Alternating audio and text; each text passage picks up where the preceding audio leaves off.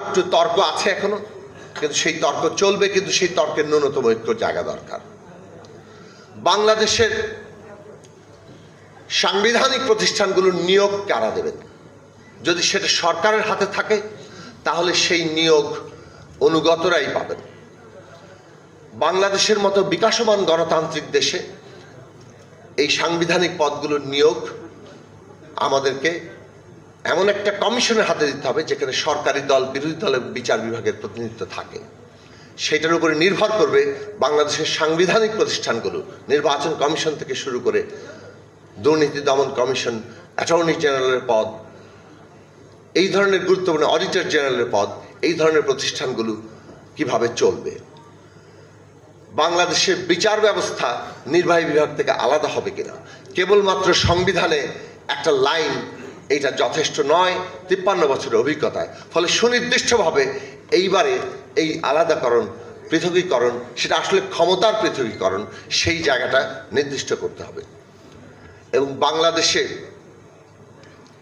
আমরা যেটা ক্ষমতার ভারসাম্যের ক্ষেত্রে দুই কক্ষবিষ্ট সংসদের ক্ষেত্রে যতটা ঐক্য এসছে, কিন্তু এখনো পর্যন্ত সেই ঐক্য আসেনি দুই কক্ষের ক্ষমতার ভারসাম্য কি, উচ্চ কক্ষে কিভাবে নির্বাচনের জায়গা হবে, এই প্রশ্ন নির্দিষ্ট করা এবং সত্যিকার অর্থে সেপারেশনটা ঘটানো, সেইটা হচ্ছে আমাদের চতুর্থ গুরুত্বপূর্ণ কাজ।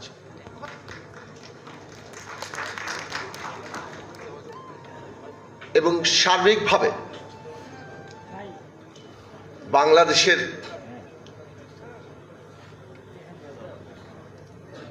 সংসদের সদস্যরা